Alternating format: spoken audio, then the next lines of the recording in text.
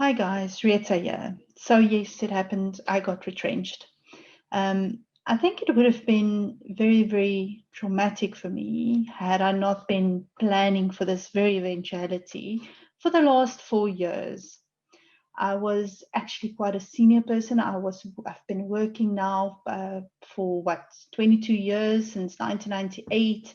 Straight up out of varsity, went into a job, and I was there for the longest time.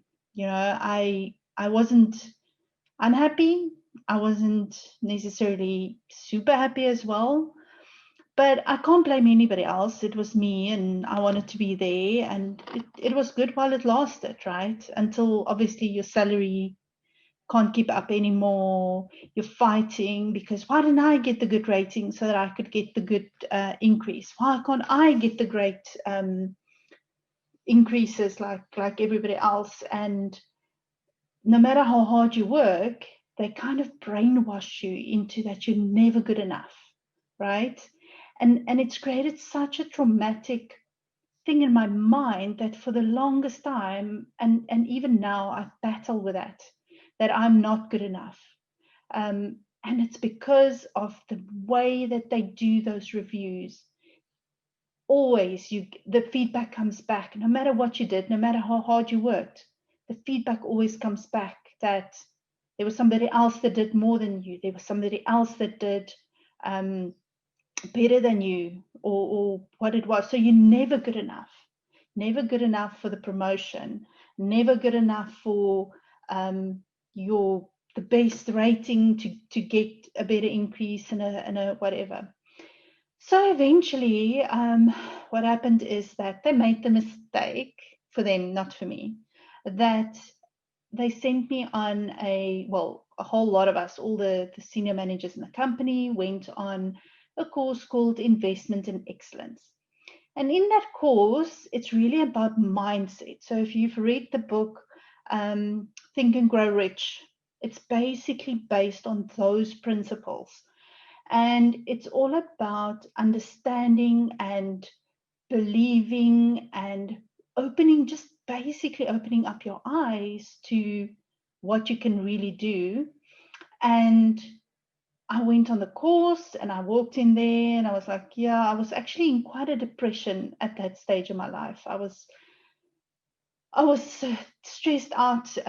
My husband was retrenched. My mom was sick, and I walked into this place, and I was not in the mindset to go through this. It was like, no, I know all of this stuff already. This psychological mumbo jumbo. I don't want to even do it. I don't want to even look at it or listen to what the lady had to say.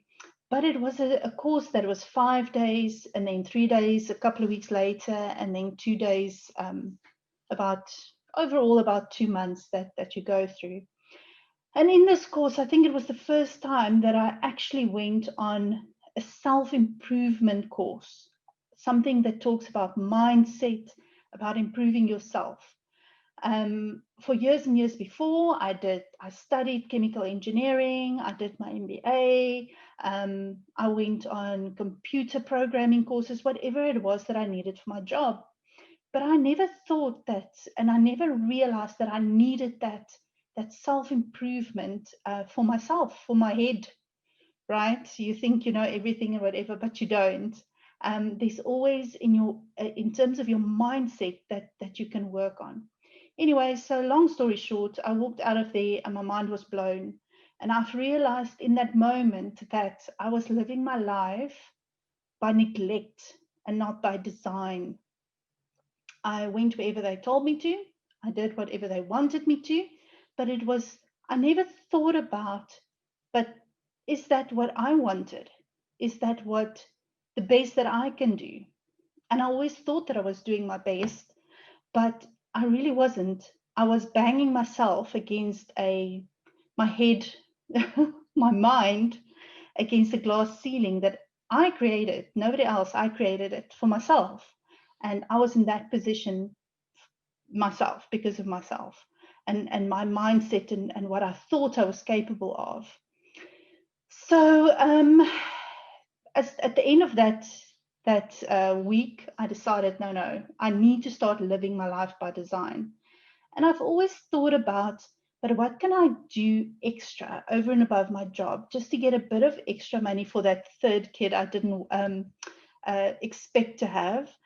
And eventually I said, okay, I started 3 little side hustles.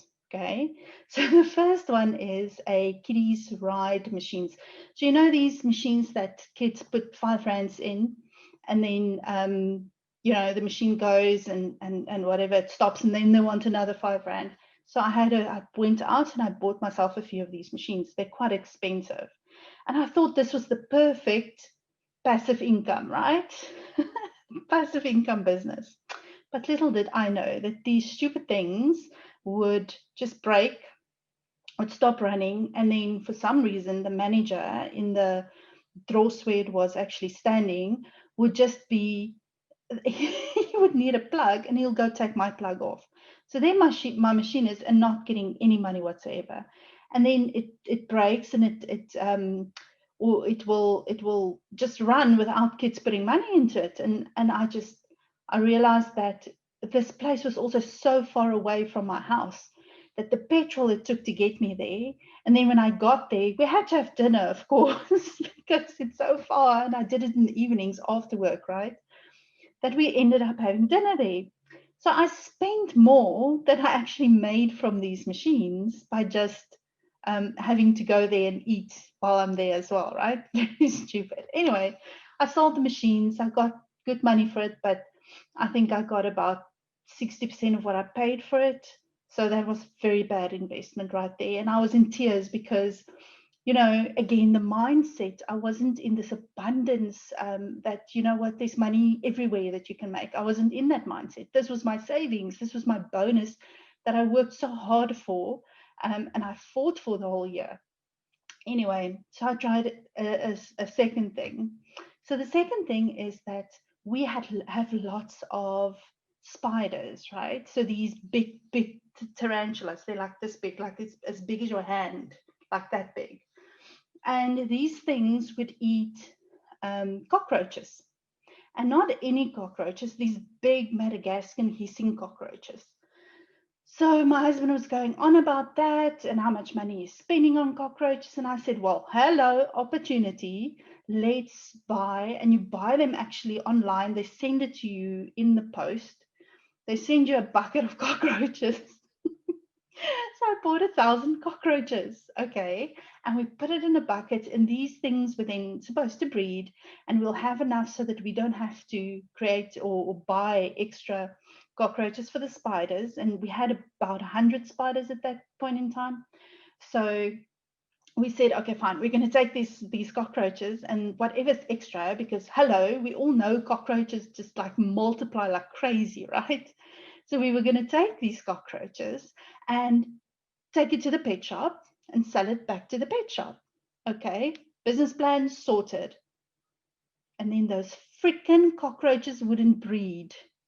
And I don't know, I think because it was tropical cockroaches or something, and we were living in Gauteng, so it was very cold. And I definitely don't want those creepy things in my house. So it was outside in the garage in a bucket type of thing. And yeah, that didn't work. Eventually, a cockroach little establishment replenished because obviously my spiders were eating all of them. So there goes that little business down my spiders' throats. Then the third thing I tried was a rabbit business. Yes, rabbits can also have lots of babies, and I figured, and it was actually a rabbit meat business. I know people are, oh, you guys are going to be like, you're such an evil person, Rieta. How can you do that? But yes, there is a big market for rabbit meat. So I became a farmer. Little did I know that farming is much more difficult than sitting in an office, okay, just crunching numbers or sitting on a computer all day. No, farming is a lot more difficult. And the rabbit business, just, it was horrible. Not because of the rabbits and that you had to take them to get slaughtered because they were quite tasty.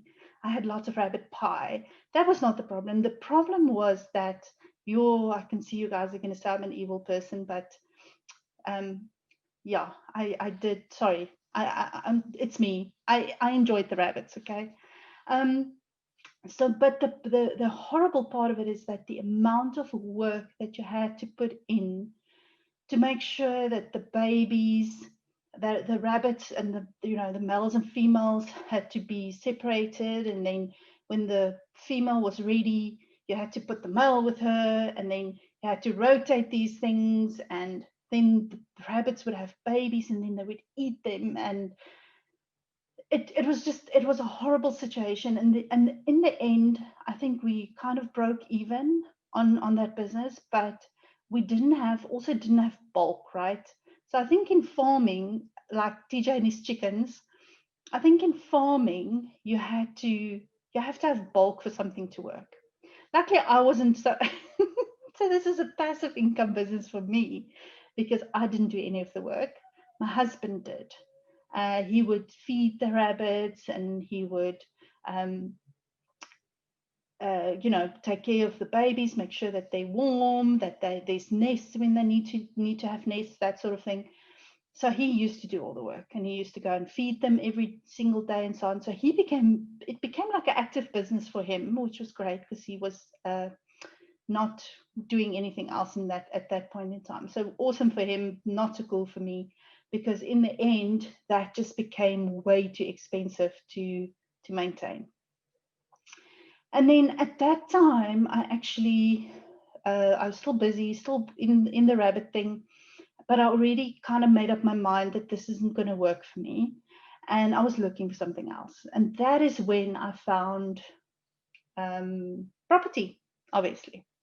I did have a property before from my mom and dad got divorced many, many years ago, and I bought the property from them at that stage, and the property was still in my name, and I was getting good rental income from there, which was helping me to support my mom while she was sick and she needed a new place to stay.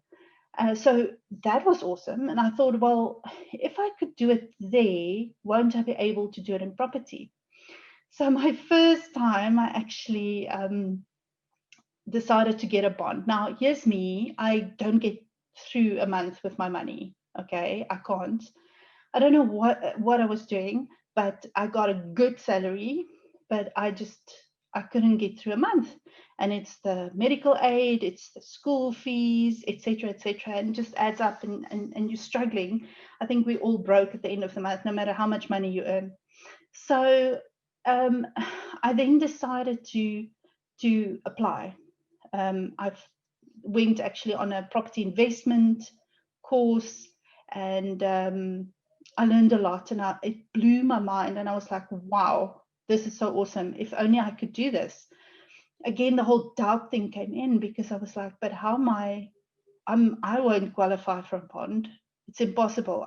I can't even get through a month. The bank will never give me a loan, ever.